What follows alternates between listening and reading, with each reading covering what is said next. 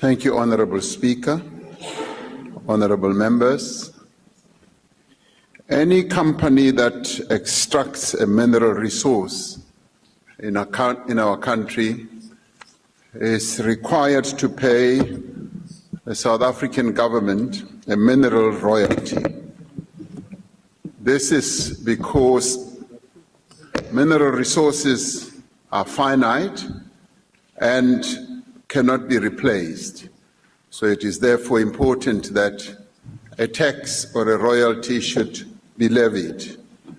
While it is always good to review existing policies against national priorities, there is no intention at this stage to reform the current mineral royalty regime as it is seen to work. The honourable member raises the issue of resource rent taxes.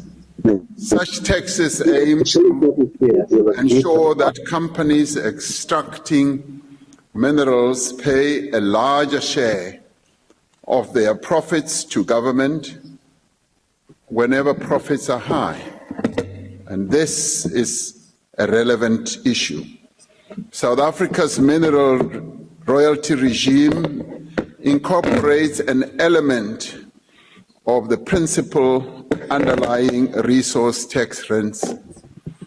And this royalty rate is applied to the sales value of a mineral and is determined by a formula that varies to profitability as well as to whether the mineral has been refined or unrefined. When a mineral is refined, more taxation is paid. There is a minimum rate to ensure that even if profitability is low, the country is still reimbursed for resources that are extracted. In this way, government collects more corporate tax revenue and mineral revenue, royalty revenue rather, as well as other taxes. During the commodity booms, this leads to a higher level of taxation. Statistics from the South African Revenue Service show that mineral royalties doubled from 14.2 billion to 28.5 billion between 2020/2021 and 2022/2022. And this was largely driven by the commodity boom that we experienced. They remained elevated in the year 2022-2023 before dropping to almost 16 billion rand in 2023 and 2024, indicating that companies were not during that period as possible as they were the year before. In addition to the payment of mineral royalties, mining companies, like other companies, contribute to national revenue through payment of corporate taxes, that is income tax. They also contribute through capital gains tax whenever they dispose of either their assets or even their mineral rights as well. And they also, of course, pay their VAT and other related taxes that have to do with the employment of people that work for the company. So mining companies also make contributions in a variety of other ways, particularly through their various local taxes or local contribution with regard to their local development plans. In the past financial year, the mining industry paid 14% of all corporate taxes in South Africa.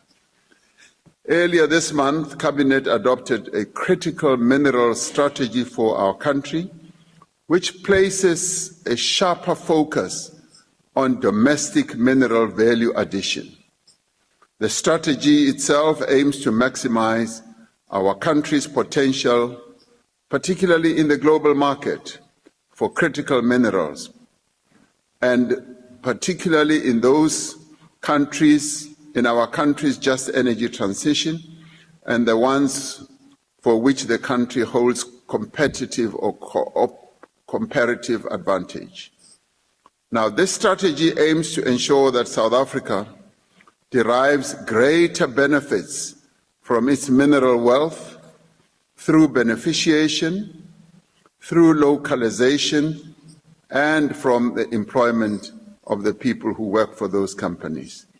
So we do have a regime of taxation that is broad, that is quite diverse, that enables us to extract as much taxation as we possibly can from various mineral activities, and also ranging from commodity to commodity, as well as whether value has been added or there's been refinement or hasn't been refinement.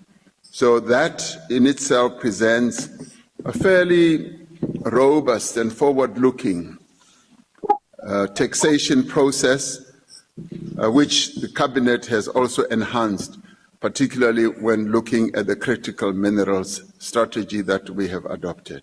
Thank you, Speaker.